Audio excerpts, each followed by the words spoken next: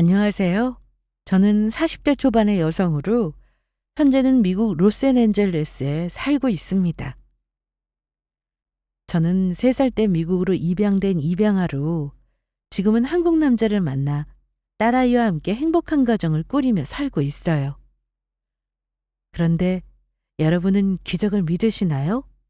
저도 사실 기적 같은 건 전혀 믿지 않는 사람인데 1년 전 겪은 일로 그 기적을 믿게 되었습니다. 어린 시절 미국으로 입양된 저는 부모에게 버림받았다고 생각했는데 그게 아니었던 거죠. 가족들은 저의 불의의 사고로 잃어버리게 되었고 끝까지 포기하지 않고 찾고 있었던 겁니다. 그런데 전 40년 만에 저희 가족인 친언니를 만나고 큰 충격을 받고 맙니다. 행복하게 한국에서 살고 있을 줄 알았던 언니가 형부와 시댁 식구에게 종처럼 부려지며 학대를 당하고 있었던 겁니다.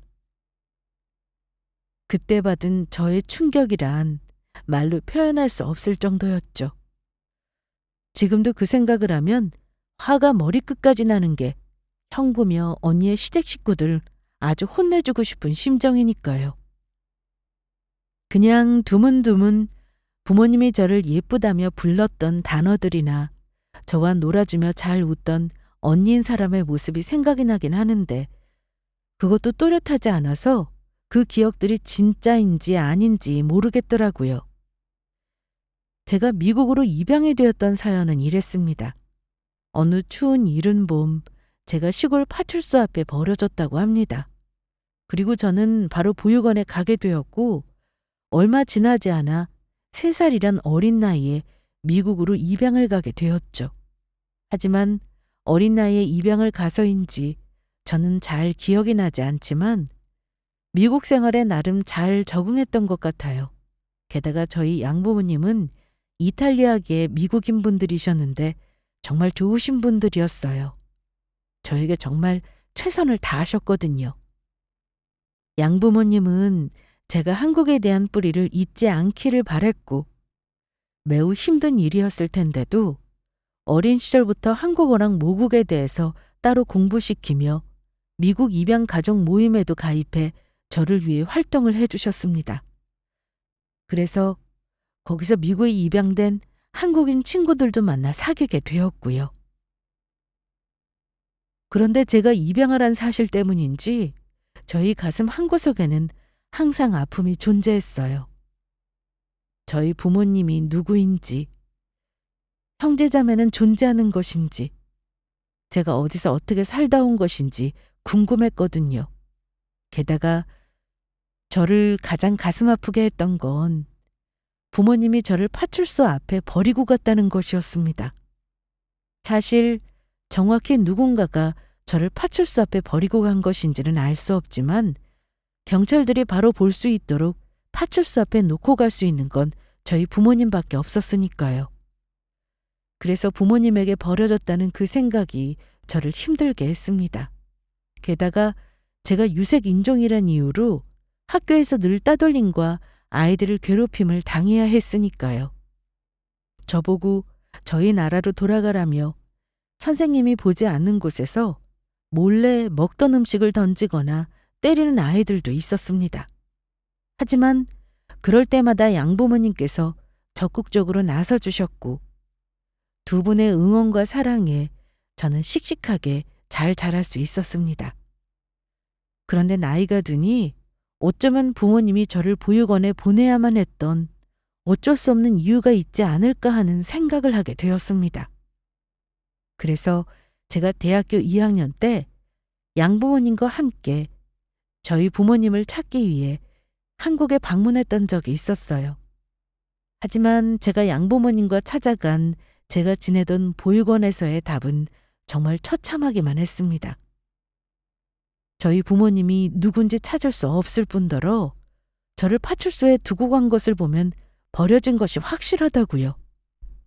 또 한 번 저는 다시 큰 상처를 입게 되었죠. 그러나 저에겐 저의 삶과 꿈이 있었고 저는 열심히 노력해서 제 꿈인 변호사가 될 수 있었습니다. 그리고 변호사가 되어 들어간 회사에서 지금의 남편을 만나게 되었고요. 남편은 저와 같은 변호사였는데 지금은 미국에 둥지를 틀고 살고 있지만 한국에서 나고 자란 토종 한국 사람이었어요. 그래서 남편을 만나 제가 알지 못했던 한국에 대한 문화와 미국과 어떤 차가 있는지 더 자세히 알며 배우게 되었죠. 그렇게 남편과 결혼을 하고 가정을 꾸리고 살다 보니 제 나이가 어느덧 40대 초반이 되어 있었습니다. 그런데 열심히 남편과 아이를 키우고 변호사 생활을 하며 살다 보니 저도 나이가 들어서인지 어느 순간 조금 쉬어야겠다는 생각이 들더라고요. 그래서 저는 다니던 회사를 정리하고 1년 정도 쉬기로 마음먹었죠. 그런데 그때 제 인생에 상상하지도 못한 예기치 못한 일이 발생합니다. 제가 가입한 미국 입양 가족 모임에서 연락이 왔던 겁니다. 미국 입양어 관련해서 한국 행사에 초청을 받게 되었는데 갈 생각이 없느냐고요. 물론 큰 기대를 하면 안 되겠지만 한국에 가게 되면 아마 저의 유전자 등록도 하게 될 거고 그렇게 해서 가족을 찾은 사례도 있다고 이야기를 해주었습니다. 저는 그 말에 큰 고민을 하게 되었어요. 물론 저도 저희 부모가 그립고 찾고 싶은 마음은 굴뚝 같았지만 왠지 저희 가족을 못 찾을 것 같았거든요. 게다가 등록까지 해놓고 가족을 찾지 못한다면 또다시 상처받을까 봐 겁이 났습니다. 그런데 제가 고민하는 모습에 어느 날 남편이 저에게 먼저 그 얘기를 꺼내며 권유를 하더라고요. 여보, 한국에 가는 거 말이야. 그러지 말고 한번 갔다 와 보는 게 어때? 물론 당신이 무슨 걱정을 하는지 잘 알겠는데 우리 미리 앞서 걱정하지 말자.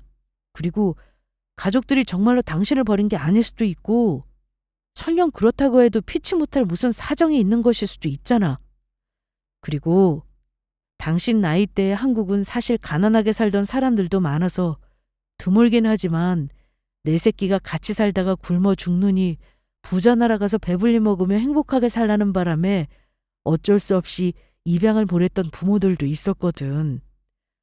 이런 기회가 쉽게 오는 것도 아니고 나중에 후회하지 말고 뭐라도 할 수 있을 때 난 당신이 용기 내서 가봤으면 좋겠어. 그리고 이제 당신 혼자가 아니잖아. 나도 있고 예쁜 우리 딸도 있고 언제나 당신 편이 되어줄 가족들이 있다고. 저는 그렇게 남편과 양부모님의 응원 속에 한국을 방문하게 됩니다.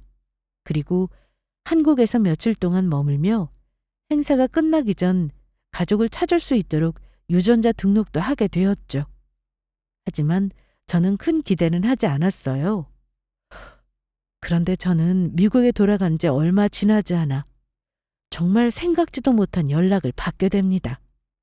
제가 유전자를 등록한 한국의 실종자 가족 지원센터에서 연락이 왔는데 저희 언니가 저를 찾고 있다는 이야기였습니다. 이미 오래전에 저희 언니가 유전자 등록을 해놓아서 쉽게 찾을 수 있었다는 이야기였죠. 저는 그때 너무 놀라 심장이 떨어지는 줄 알았습니다. 평생 찾을 수 없을 거로 생각한 가족을 찾게 되었으니까요. 그래서 저는 실종자 가족 지원센터의 도움으로 언니와 연락처를 주고받고 처음으로 영상통화할 수 있게 됩니다. 그리고 저는 언니와 영상통화를 하자마자 그만 눈물을 왈칵 쏟고 말았습니다. 언니의 모습이 저와 너무 비슷했기 때문입니다. 언니는 저를 보자마자 울며 이야기했죠. 연지야, 네가 정말 내 동생 연지가 맞니? 정말 우리 언니예요? 그리고 제 진짜 이름이 연지고요? 그래. 그동안 엄마랑 아빠랑 내가 너를 얼마나 찾아다녔는지 알아? 너 잃어버리고 엄마랑 아빠가 얼마나 속상하셨는데 한순간도 널 잊은 적이 없어. 어떻게 그 먼 나라까지 간 거야? 그 먼 곳에서 혼자 얼마나 고생이 많았어. 날 잃어버렸다고요? 내가 듣기로는 분명히 누군가 파출소 앞에 날 버린 걸 경찰관이 보육원에 데리고 간 거라고 했는데 그러면 부모님이 날 버린 게 아니었어? 언니, 부모님이 나 키우기 싫어서 버린 거 아니었어? 나는 부모님이 날 버린 줄 알고 얼마나 속상했었는데. 바보야, 너를 버리긴 왜 버려? 나도 그렇지만 부모님이 너를 얼마나 예뻐하셨는데 무척 사랑하셨다고. 언니 정말이야? 부모님이 나 많이 사랑했어? 단 한순간도 날 잊은 적 없었어? 그럼. 자, 이거 봐. 그렇게 말하며 언니는 제 앞에서 무언가를 꺼냈습니다. 그리고 언니가 보여준 것에 저는 그만 펑펑 울음보가 터지고 말았죠. 언니 손에 들려있던 것은 어린 저의 모습이 찍혀있는, 저를 찾는다는 낡고 낡은 큰 현수막과 저희 가족 관계의 증명서였습니다. 보육원이랑 보육원은 먼 제주도까지 내려가 찾으면서 부모님도 나도 평생 너만 찾아다녔다고. 연지야, 사랑하는 내 동생. 언니, 나도 얼굴 모르고 어디서 사는지 모르는데도 부모님이랑 언니가 너무너무 보고 싶었어. 너무너무 그리웠다고. 그동안 내가 가족들이 부모님이 나 버린 줄 알고 얼마나 내가 무서웠는데. 내가 얼마나 두려웠는데. 그제야 가슴에 응어리졌던 한들이 전부 풀리는 기분이었습니다. 그리고 부모님과 언니가 저를 버린 게 아니고 저를 잃어버리고 찾고 있었다는 그 말이 저에게는 너무나 큰 위로가 되었습니다. 그래서 저도 언니에게 궁금한 거 하나를 묻게 되었죠. 그런데 언니, 이건 내가 잘못된 기억을 가진 건진 모르겠는데 혹시 밤톨이란 단어 기억나? 뭐 밤톨? 너 아직도 그 단어 기억하고 있었던 거야? 엄마랑 아빠가 연지 너 보고 밤톨처럼 귀엽게 생겼다고 우리 밤톨 불렀었어. 정말이야? 정말 부모님이 날 밤톨이라고 불렀어? 어.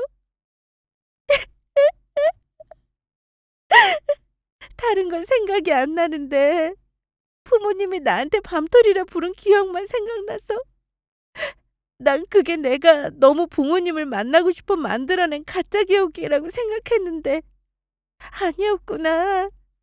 정말로 우리 부모님 기억이었어. 그런데 언니, 엄마랑 아빠는 어디 계신 거야? 나 엄마랑 아빠 빨리 보고 싶어. 연지야, 너무 놀라지 말고 들어. 사실 부모님, 언니 20살 때 돌아가셨어. 두 분 다 일하고 돌아오는 길에 교통사고를 당하셨거든.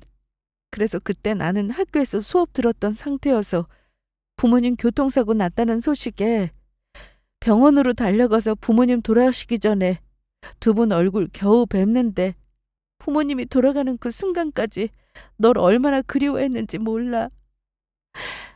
너 만나서 너 얼굴 보고 가야 한다면서 아직 갈 수 없다면서 펑펑 우셨어. 엄마, 아빠.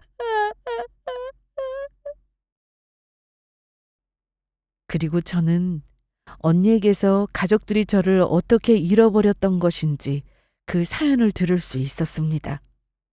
저희 고모가 저에게 맛있는 걸 사주겠다면서 저를 얻고 동네 슈퍼에 갔었는데 고모가 잠깐 한눈판 사이 제가 사라졌다는 것이었습니다. 동네 사람들의 말로는 제가 엄마와 닮은 어떤 여자의 손을 잡고 따라갔다고 하더라고요. 그래서 그때부터 엄마는 언니를 데리고 매일 아침 파출소로 출근을 했다고 합니다. 저를 찾았다는 소식은 없는지 묻기 위해서요. 엄마는 10년 동안이나 그렇게 매일 파출소로 아침마다 출근하셨다고 해요. 그리고 부모님은 사람들에게 제 사진과 이름이 담긴 저를 찾는다는 광고지를 돌리고 전국 방방곡곡 보육원을 돌아다니며 계속해 저를 찾으셨다고 합니다. 게다가 곁에 있지도 않은 절 위에 부모님은 제 생일이면 꼭 제 생일상을 차려주셨다고 합니다. 그래서 생일 케이크 앞에 제 사진을 두고 부모님과 언니는 저에게 생일 축하 노래를 부르며 저희 생일을 축하해 주었다고 해요. 어딘가에 제가 꼭 살아있을 거라는 희망을 가지시고요. 그래서 부모님은 살았던 동네를 떠나지 못하고 계속해 살았다고 해요. 건물이 허물어져서 집을 다시 짓게 되자 그 건물에 집을 사서 다시 들어가 사셨다고 합니다. 제가 혹여나 집을 찾아 돌아왔는데 두 분이 안 계시면 안 되니까요. 부모님은 동네에서 과일 가게를 운영하셨는데 손님들한테 항상 저의 사진 붙은 광고지를 나눠줬다고 해요. 그리고 일을 하다 쉴 때에는 꼭 가게 앞에 자리를 잡고 앉았다고 했어요. 혹시 지나가는 사람 중에 저를 발견할 수 있을까 해서요. 그래서 저도 비슷한 생각이지만 언니는 저희가 살던 서울이 아닌 다른 지역 시골 파출소 앞에서 발견된 것을 보면 아마도 누군가가 저를 납치해서 데리고 간 것 같다고 합니다. 그러다 키울 자신이 없어 저를 다시 파출소 앞에 버린 거고요. 돈을 요구하기 위해서였다면 진작 저희 집으로 연락을 했을 테니까요. 언니는 결혼을 해서 한국에서 행복하게 잘 살고 있다고 하더라고요. 남편이며 시댁 식구 모두 잘해주고 있고요. 형부가 동네에서 유명한 맛집인 식당을 운영하고 있는데 제가 한국에 오면 꼭 한번 먹여주고 싶다고 했습니다. 그런데 결혼한 지 오래되었는데도 언니랑 형부 사이에는 아직 아이가 없다고 하더라고요. 언니가 자세히 이야기는 하지 않았지만 애들로 표현하는 거 보면 아마도 형부한테 문제가 있는 것으로 보였습니다. 그래서 저는 급하게 한국으로 떠날 준비를 했습니다. 저희 언니를 직접 만나기 위해서요. 그렇게 저는 떨리는 마음으로 한국에 도착하게 되었고 공항 입국장 출구로 나오게 되었습니다. 그런데 그 많은 인파 속에도 또렷하게 들리는 목소리가 있었습니다. 연지야! 연지야! 내 동생 연지! 멀리서 부르는 목소리에도 저는 알 수 있었어요. 내 이름을 부르는 사람이 바로 저희 언니라는 사실을 말이에요. 그래서 저는 재빨리 그렇게 목소리 나는 쪽으로 고개를 돌리자 저희 언니가 어느새 저에게 다가와 저를 품에 안아주었습니다. 내 동생 연지! 연지야, 너무너무 보고 싶었어. 너무너무 그리웠어. 언니, 나도 보고 싶었어. 너무너무 보고 싶었어. 현지야, 내 동생 현지. 이렇게 살아서 만나러 와줘서 정말 고마워. 네가 미국에 있는 것도 모르고 언니가 널 찾지 못해서 정말 미안해.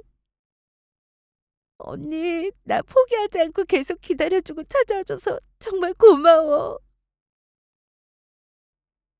저와 언니는 한동안 서로를 끌어안은 채 서 있었습니다.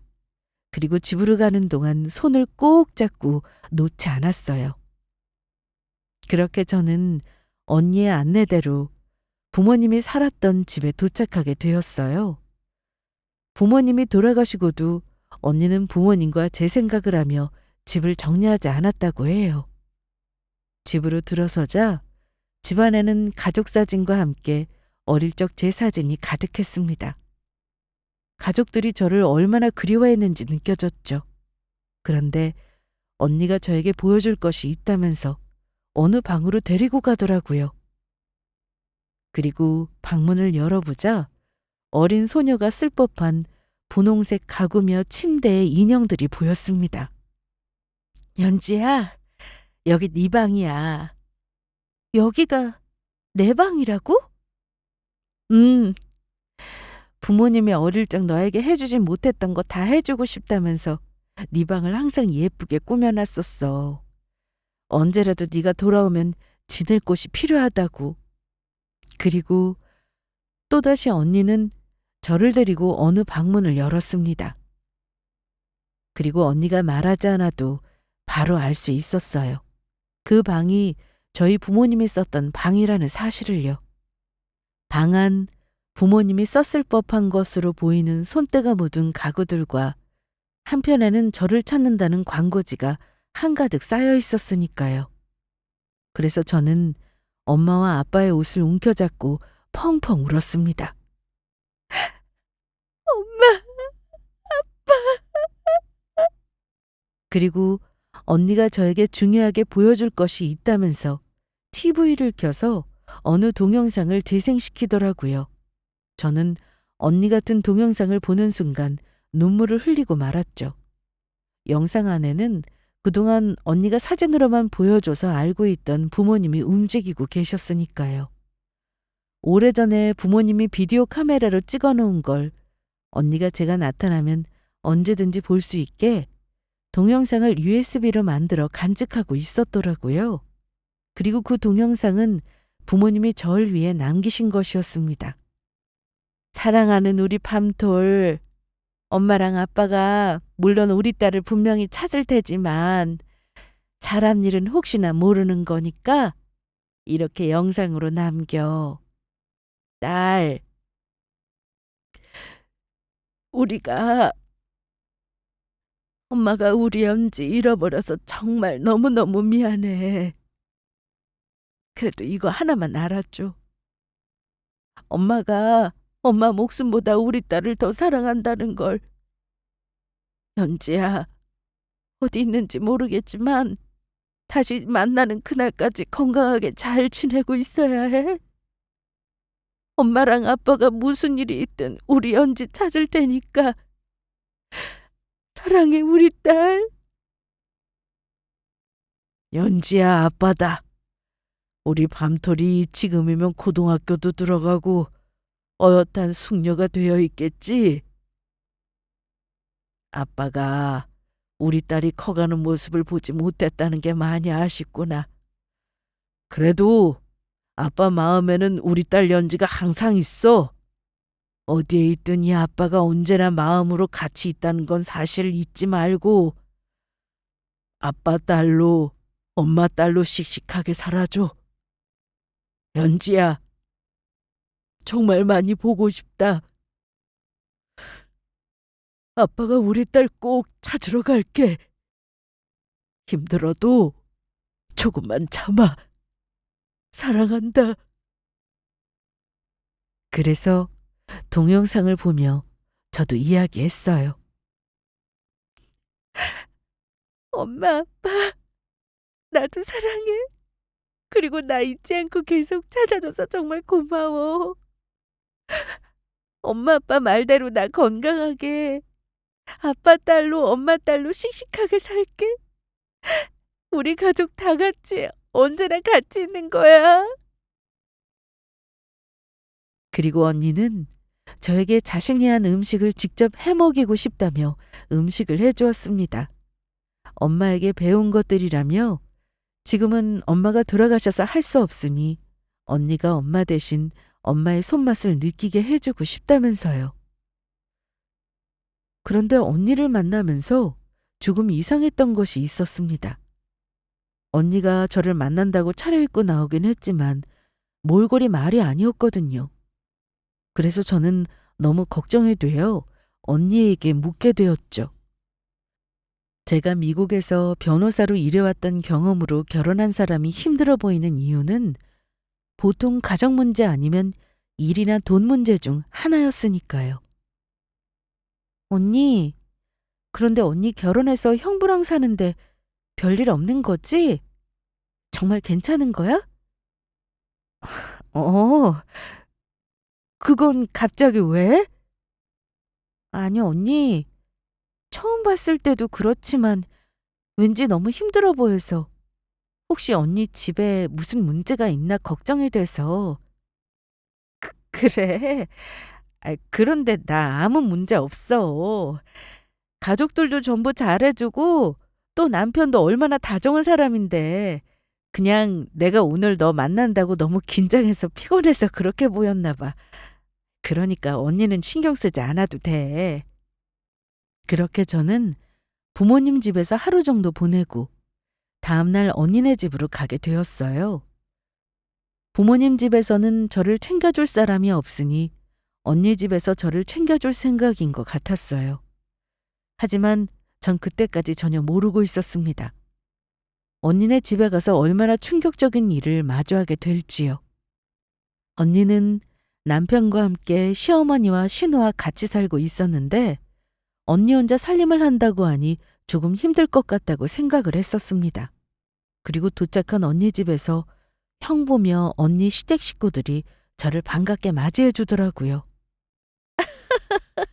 어서 와요. 우리도 같이 나가고 싶었는데 글쎄 연정이 이것이 동생이랑 단둘이 만나고 싶다고 우리를 같이 못 가게 하지 뭐야.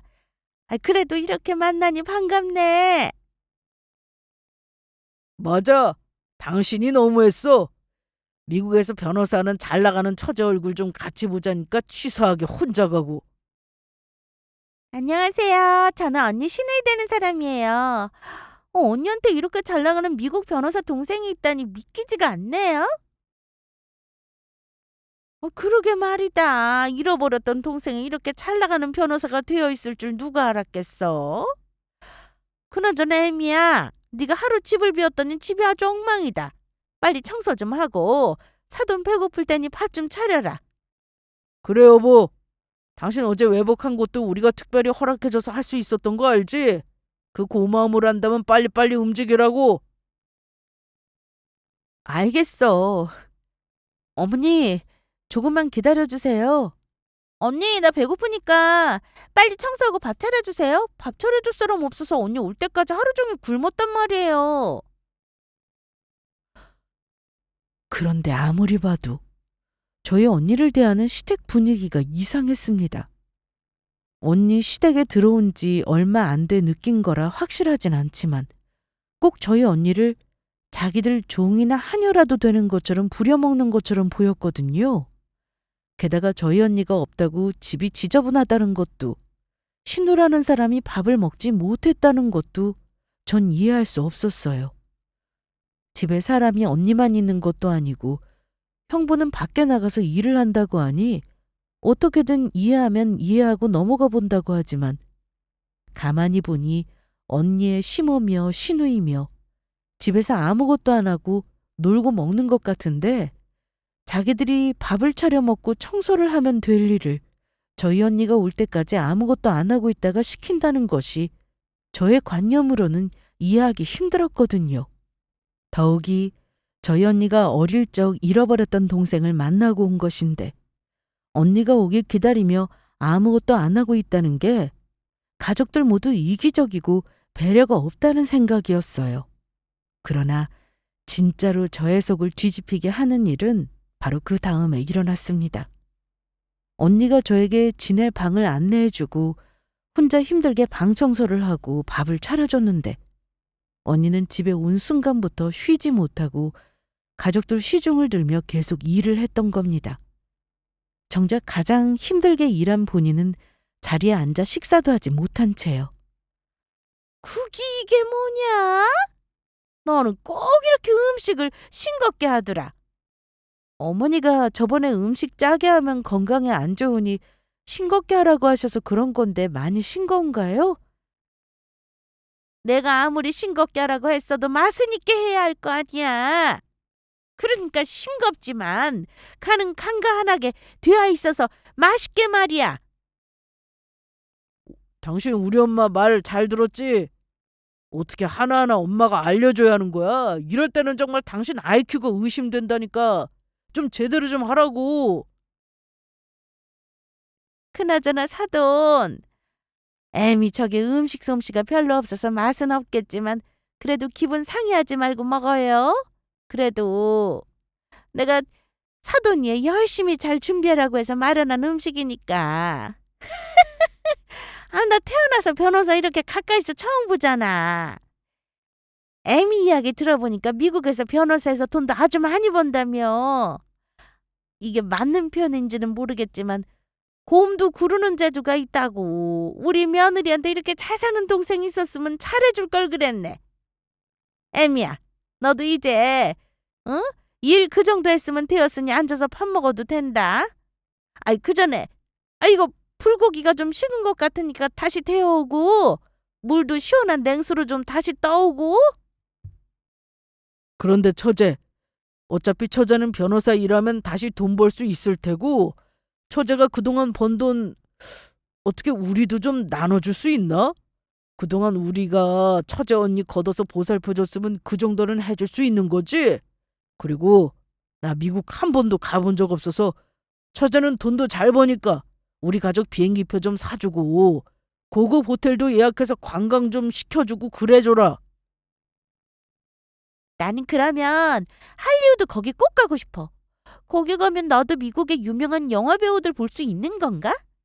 사돈이 미국에 불러줘서 할리우드도 가고 라스베이거스도 구경하고 그러면 진짜 재밌겠다. 그러면 오늘 나 여행 가서 입을 옷 쇼핑부터 해야 하나? 세상에, 그러면 정말 좋겠네. 가족끼리 오손도손 다 같이 다녀오면 아주 재미있겠어. 사돈, 우리 미국에 관광 좀 시켜줘요. 그런데 사돈 왜 아까부터 음식은 들지 않고 가만히 있나? 음식이 입에 안 맞는 건가? 저는 분노로 심장이 쿵쾅거렸습니다. 모든 것이 전부 파악이 되었거든요. 이제 보니 언니 가족들이 저희 언니를 자기들 종처럼 부려먹으며 정신적으로 학대하고 있었던 겁니다. 언니의 남편이며 시댁 식구들을 잠깐 겪은 거지만 지금까지 행동으로만 봐도 모든 걸 알 수 있었죠. 그동안 언니 남편이며 시댁 식구가 언니를 어떻게 대했는지요. 언니가 형부와 시댁 식구들에게 당하는 일들은 저희 남편과 함께 보던 한국 막장 드라마에서나 나올 법한 모습들이었습니다. 그제야 언니의 몰골이 좋지 않았던 이유가 전부 설명이 되었죠. 이렇게 가족들에게 종처럼 부려지며 학대를 당하고 있으니 언니는 점점 망가지고 있던 겁니다. 그리고 언니는 걱정할까봐 제가 괜찮으냐고 물어봤을 때 저에게 자기 사정을 숨기려 했던 거고요. 그래서 저는 식탁 위에 차려진 밥상을 엎고 말았습니다. 이것들이 지금 나랑 농담해? 니들 그동안 우리 언니한테 무슨 짓 했던 거야? 니들은 아무것도 안 하고 앉아서 밥 처먹고 있는데 우리 언니 혼자 청소하고 밥하고 니들 시중까지 들고 우리 언니가 니들 종으로 보여? 그리고 뭐? 간을 간간히 하면서 싱겁게 만들어? 미국에서 오랫동안 살았던 나보다도 한국말을 모르는 건가? 간이 간간한데 어떻게 싱겁게 만들어? 게다가 우리 언니 지금까지 종처럼 부려먹고 살았으면서 뻔뻔하게 양심도 없이 나한테 우리 언니 돌본 돈을 달라고? 우리 언니야말로 지금까지 니들 뒤치다꺼리하면서 돌보고 산 것 같은데 우리 언니가 그동안 니들 돌본 값 당장 내놔! 사돈, 지금 뭐라고 했나? 아니, 애미가 우리 집안으로 시집 왔으면 당연히 며느리로서 해야 하는 건데 왜 이러는 거야? 시댁 식구며 남편이며 전부 봉양 잘하는 게 며느리로서 도리라고! 나는 미국 사람이라 봉양이 뭔지 잘 모르겠고 니들이나 인간의 돌이나 잘하고 주둥이를 나불거려! 제 말에 순간 집안은 뒤집어졌고 언니는 저와 시댁 식구 사이에서 말리기 바빴어요. 다들 진정하세요. 제 동생이 미국에서만 살아서 한국 문화를 잘 몰라서 그런 거니까 이해해 달라고요. 애미너 동생이 미국에 입양돼서 살다 왔다고 하니까 불쌍한 것도 있고 변호사라고 하니까 한 번은 참아주는데 다음은 없을 줄 알아라. 알겠냐? 언니는 저를 밖으로 데리고 나갔어요. 그리고 근처 공원으로 데리고 가 벤치에 앉아 이야기를 했죠. 언니, 형부랑 이혼하자. 내가 도와줄게. 남편 친구 중에 한국에서 변호사 하는 친구 있거든. 내가 그 사람 소개해줄게. 내가 이혼할 수 있을까? 사실 네 형부며 시댁 식구가 처음부터 나한테 그랬던 거는 아니거든. 그런데 내가 남편이랑 결혼하자 남편이면 시댁 식구며 사람들이 갑자기 돌변하더라고. 그래서 내가 이혼하려고 했는데 남편 말로는 남편이 나한테 특별히 폭력을 행사한 것도 아니고 가정에 충실하지 않은 것도 아니라서 내가 아무리 원해도 이혼 못할 거라고 해서 그동안 포기하고 살았어.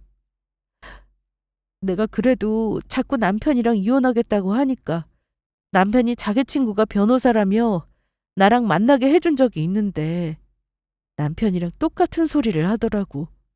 절대로 남편과 이혼이 안 된대. 그리고 지금은 내가 남편 만나기 전에 젊은 시절에는 일을 해왔다지만 특별한 직업을 가진 것도 아니고 남편과 이혼하면 뭐 먹고 살지 그것도 걱정이 돼. 그리고 그동안은 나 혼자라는 생각에 미워도 남편이며 시댁 식구며 가족이란 생각에 쉽게 버리지를 못하겠더라고. 언니, 형부가 소개해줬다는 변호사라는 사람 진짜 변호사 맞아? 내가 볼 때는 언니가 자꾸 이혼한다고 하니까 이혼 못하게 하려고 친구랑 짜고 언니 속인 것 같은데? 그리고 물론 미국이랑 한국이랑 법이 조금 다르지만 정신적 학대도 폭력이란 말이야. 그러니까 증거만 있다면 충분히 언니 위자료까지 받으면서 형부랑 이혼할 수 있어. 그리고 이젠 언니 혼자가 아니야. 언니 진짜 가족인 내가 옆에 있어. 그리고 언니 형부랑 이혼하고 먹고 사는 거 절대 걱정하지 마. 내가 언니 하나 정도는 먹여 살릴 능력 충분히 되니까 나만 믿으라고. 정말이야? 정말로 나 연지 너 믿고 이혼해도 되는 거야?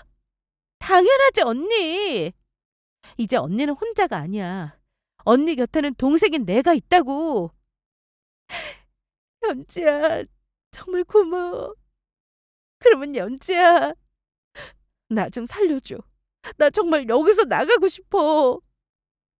그리고 언니랑 대화하며 알게 된 건데 그나마 다행이라면 언니도 이혼할 생각에 형부며 시댁 식구들이 언니를 정신적으로 학대하고 괴롭힌 것에 대해 핸드폰 음성 통화나 문자 같은 거를 증거를 몰래 모으고 있었더라고요. 형부는 절대로 언니가 자기랑 이혼할 수 없다고 했지만 혹시나 그게 형부와 이혼하는 데 도움이 될까 하고요. 그래서 저는 그날 바로 언니를 데리고 아예 짐을 싸서 나오게 됩니다. 제가 언니 짐 싸는 걸 도와주며 같이 나가려고 하자 형부며 시댁 식구들이 아주 난리가 났더라고요. 여보, 당신 지금 이게 뭐 하는 짓이야? 뭐 하는 짓이긴요. 아무리 봐도 형부며 언니 시댁 식구며 전부 거지 같고 우리 언니 종처럼 부려먹고 못 살게 굴어서 제가 데리고 나가려는 거죠? 지금 감히 누구 마음대로 우리 집사람을 데리고 나가겠다는 거야? 집사람은 내 아내라고? 이봐 젊은 사돈. 미국에서 변호사하고 돈도 많다고 해서 좋게 보려 했더니 도저히 안 되겠네. 그리고 우리가 언제 며느리를 종처럼 부려먹었다고 그래? 솔직히 부모도 없고 아무것도 없는 거 우리가 걷어주고 공짜로 밥 먹여줘 입혀줘 재워줘 가족으로 그동안 받아주고 보살펴줬으면 그 정도 일은 해야 하는 거 아닌가? 밥 먹도록 밥 해주고 옷 입게 옷 빨아주고 가족들 잘 수 있게 집안 청소해주고 그거 다 당신들이 아니고 우리 언니가 한 거 같은데 할머니? 할머니? 애미야 안 되겠다. 당장 네 동생 쫓아내버리고 너는 나랑 이야기 좀 하자. 그러니까 당장 네 짐 가지고 들어와. 어머니 죄송한데 그렇게는 안 되겠는데요. 저 이 집에 할 만큼 했고 앞으로 저도 제 인생 살려고요. 그러니까 잘 있으라고 이 인간들아. 당신 정말 이럴 거야? 자꾸만 이러면 정말 재미없어. 당신 자꾸 이렇게 나면 이혼이라고. 당신이랑 이혼해도 이젠 상관없어. 그러니까 앞으로 집 청소도 빨래도 밥도 당신이 알아서 해 먹으면서 살아. 그러면 난 이만 가볼게. 야, 당장 거기 서지 못하겠어? 야! 언니와 저는 그 후 부모님 집에서 지내며 남편 친구의 도움으로 언니 이혼 준비를 하게 됩니다. 그런데도 아직 정신을 못 차린 형부며 시댁 식구는 계속해 언니에게 연락해 괴롭히려고 하더라고요. 집으로 돌아오지 않으면 언니를 가만히 두지 않겠다면서요. 그런데 형부와 언니의 이혼을 준비하던 중 아주 놀라운 소식 하나를 알게 됩니다. 글쎄 형부가 언니 몰래 바람을 피우고 있었던 겁니다. 이미 언니를 정신적으로 학대한 것으로 이혼 사유는 충분했는데 바람은 정말 빼도 박도 못하는 100% 이혼 사유였죠. 그래서 저는 언니와 형부를 이혼시키며 형부에게 제대로 재산 분할도 받고 형부와 시댁 식구들에게까지 언니가 위자료를 받도록 도와줄 예정이었습니다. 그런데 그 사실을 모르는 형부와 시댁 식구들이 기어이 일을 벌이더라고요. 언니에게 급하게 중요하게 할 말이 있다면서 형부며 언니 시댁 식구며 다 같이 꼭 만나서 이야기를 하자는 것이었죠. 그래서 저희는 혹시 모를 일을 대비해 언니 시댁이 아닌 카페에서 만나게 되었습니다.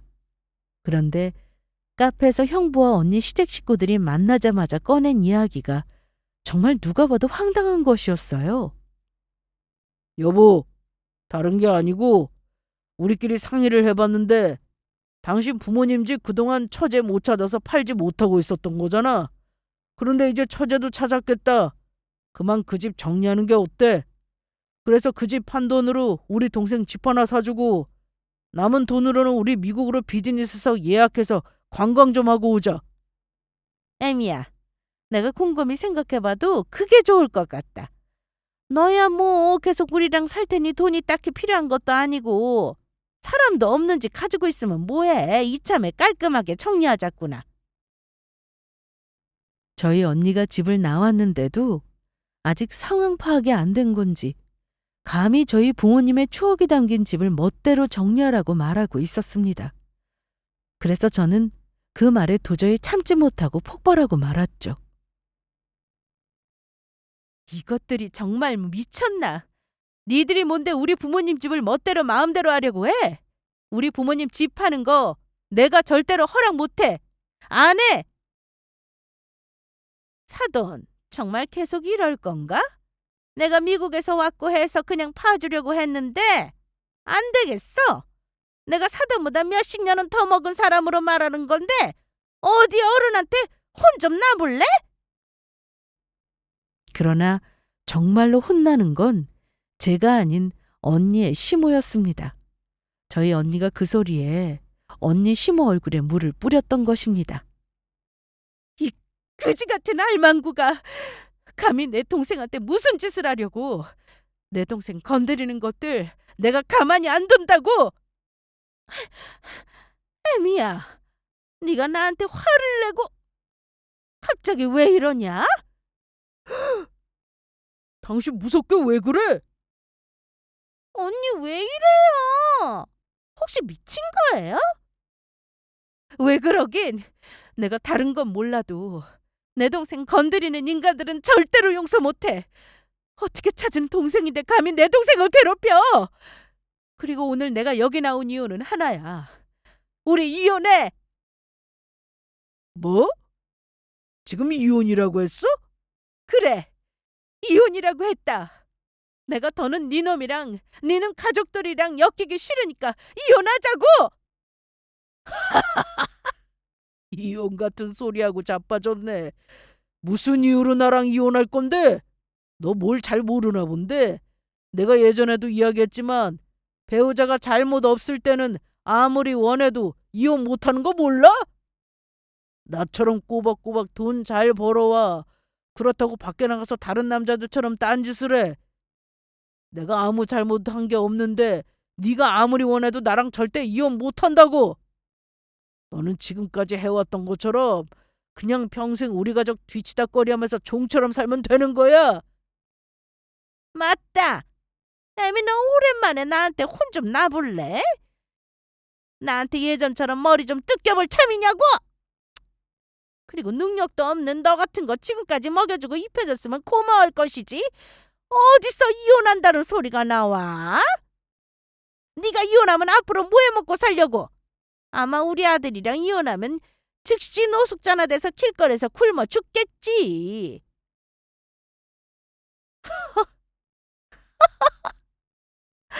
내가 참 어이가 없어서 듣자 하니까 정말 못 들어주겠네. 야, 이 미친 것들아! 이혼 사유가 없기는 왜 없어? 니들이 뭘 모르나 본데 우리 언니 동생인 내가 변호사야. 그동안 우리 언니 이혼 못하게 하려고 이혼 사유 없다고 거짓말로 속여왔던 것 같은데 나한테는 절대로 안 통하지. 정신적으로 학대하면서 괴롭힌 것만으로도 이혼 사유 충분하다고.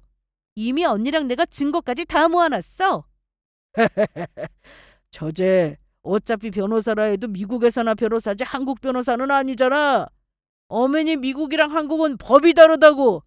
어머, 형부 그러세요? 그런데 이걸 어쩌나? 우리 남편 친구 중에 한국에서 일하는 한국 변호사가 있어서 전부 알아보고 지금 말하는 건데? 그래서 알아보니까 형부인지 뭔지 너! 이 배불뚝이 아저씨야. 니놈이랑 니놈 가족들이랑 우리 언니 학대하고 괴롭힌 거 이혼하고 위자료까지 받을 수도 있다고 했어. 그리고 우리 언니가 이혼할 수밖에 없는 또 한 가지 중요한 사실. 배불뚝이 아저씨, 너 우리 언니 몰래 바람 피우고 있었지? 이놈이 바람 피우고도 우리 언니한테 들키지 않을 줄 알았어? 그렇게 말하며 저는 제 핸드폰을 보여주었죠. 그러자 그곳에는 상간녀가 자신의 SNS 계정에 올려놓은 형부와 바람 피운 사진들이 보였습니다. 상간녀는 얼마나 멍청한지 저희 언니에게 걸리지 않을 거란 생각에 아예 대놓고 형부를 자기 남자친구라며 사진에 올려놓았던 거죠. 어떻게 이걸? 세상에, 이 사진들 전부 뭐냐? 아들 너 정말로 애미 두고 바람 피우고 있었던 거냐? 뭐야? 그러면 오빠 정말 언니한테 이혼당하는 거야? 여보, 내가 전부 잘못했어. 그러니까 나 한 번만 봐주라. 내가 다시는 바람 같은 거 피우지 않을 테니까 용서해달라고. 내가 당신처럼 가정만 알고 일 잘하는 여자를 어디 가서 구하라고 이래. 그리고 이혼하면 재산 분할이랑 위자료도 전부 줘야 하잖아. 그러니까 당신 나 용서해 줄 수 있는 거지? 어차피 당신 나랑 이혼하면 갈 데도 없잖아. 내가 갈 데가 없기는 왜 없으며 내가 왜 먹고 사는 걸 걱정하는데 당신 내 동생이 돈 잘 버는 잘 나가는 미국 변호사인 거 벌써 잊었어? 나한테 우리 부모님 집도 있고 동생이 앞으로 나 평생 책임지고 먹여 살린다고 했어. 당신이랑 당신 가족들 나 가족 없다고 그동안 종처럼 부려먹으며 괴롭혔지? 나 이제 아무것도 없는 사람 아니거든? 나한테는 내 동생이 있다고. 내 진짜 가족. 그 후 언니와 저는 카페를 나왔고 형부는 그런 저와 언니를 향해 절규했죠. 아니야. 안 돼. 나 이혼하기 싫다고. 당신이랑 헤어질 수 없어. 그렇게 형부는 저희 언니에게 이혼을 당하게 되었고 언니는 재산분할과 함께 형부와 시모, 시누이에게까지 위자료를 받으며 제대로 끝을 낼 수 있었습니다. 물론 저는 미국에 가정이 있으니 중간중간 미국에 다녀왔고요. 그리고 저희 언니가 형부놈이랑 이혼한 지 얼마 안 돼 아주 뜻밖의 소식이 들려왔죠. 형부가 하던 식당이 쫄딱 망했다는 것이었어요. 알고 보니 형부놈 상간녀가 저희 형부를 만나기 전 결혼까지 약속했던 남자가 있었는데 그 남자를 두고 저희 형부와 바람이 났던 것 같더라고요. 그래서 상간녀 남자친구가 그 사실에 앙심을 품고 인터넷에 형부와 형부 상간녀에 대한 걸 폭로해버렸고 하루아침에 소문이 나며 식당 문을 닫게 되었다고 하더라고요. 게다가 형부놈 상간녀도 그 일로 직장에서 잘린 것 같았습니다. 그런데 언니네 전 시댁의 불행은 거기서 끝이 아니었죠. 언니 신우가 시어머니 몰래 도박을 해서 도박비까지 졌는지 집이 아주 제대로 망하고 말았다고 합니다. 그리고 언니가 형부와 이혼을 알게 된 사실인데 사실 언니는 부모님 집 말고 부모님이 돌아가시면서 물려주신 형부와 시댁 식구가 몰랐던 재산이 있었다고 합니다. 하지만 언니는 그 돈을 절대로 쓸 수가 없었다고 해요. 언니는 그동안 부모님의 사랑을 받고 자랐지만 저는 그러지 못했으니 언니는 부모님이 물려주신 재산을 당연히 저를 만나면 저에게 줘야 하는 것으로 생각했던 거죠. 그래서 그 돈으로 언니는 저희 부모님 집을 관리하고 세금 내는 데만 썼다고 해요. 그 말을 들으니 저는 괜히 언니에게 고마우면서 미안해졌습니다. 그 돈을 썼다면 진작 쓰레기 같은 형부놈과 이혼하고 편하게 살 수 있었을 텐데 언제 만나게 될지도 모르는 저에게 주려고 그 고통 속에서도 참고 살아왔던 거니까요. 그래서 저는 언니에게 그 재산을 전부 양보해 주었어요. 어차피 저는 미국에서 읽어놓은 것도 있고 가족인 제가 곁에 있지만 언니에게도 뭔가 힘이 될 것이 필요해 보였거든요. 그러자 언니가 추억이 담긴 부모님 집만큼은 저와 공동명의로 하고 싶다고 해서 그렇게 했습니다. 그리고 형부와 이혼 후 저는 언니를 미국으로 데려왔습니다. 아무 가족도 없는 한국에서 혼자 지내느니 미국에 가족들이 있는 저와 함께 가서 사는 게 더 좋을 것 같았거든요. 언니도 그러고 싶다고 했고요. 저희 남편과 딸은 언니를 보자마자 정말 반갑게 맞이해 주었고 저희 양부모님은 저희 언니를 보더니 당신들에게 딸이 하나 더 생겼다며 기뻐해 주셨습니다. 한국에 있는 부모님 집과 산소는 언니와 제가 계속해 잘 관리해 나갈 예정이고요. 그리고 저는 언니를 미국에 있는 한국어 잘하는 한국계 정신과 의사에게 상담을 받도록 해주었습니다. 아무래도 언니가 아직 영어를 잘할 줄 모르니 한국어 잘하는 의사에게 상담을 받게 해주는 게 좋을 것 같아서요. 저는 언니에게 저희 집 근처에 있는 살집 구해주었고 언니는 미국에서 빵집을 열고 싶다며 현재 정신과 치료를 받으며 영어와 함께 제빵 기술을 배우고 있습니다. 그런 언니의 삶을 제가 열심히 옆에서 응원해 줄 생각입니다. 가족인 언니와 다시 만나기까지 여러 우여곡절이 많았지만 그렇게 앞으로는 더 행복하게 잘 살려고 합니다. 가족이 얼마나 소중한 존재인지 전 누구보다 잘 알고 있으니까요. 이런 저와 언니에게 모두 많은 응원 부탁드립니다. 끝으로 사연을 쓰는데 도움을 준 저희 남편에게 고마움을 전합니다. 여러분 모두 행복하길 바랍니다.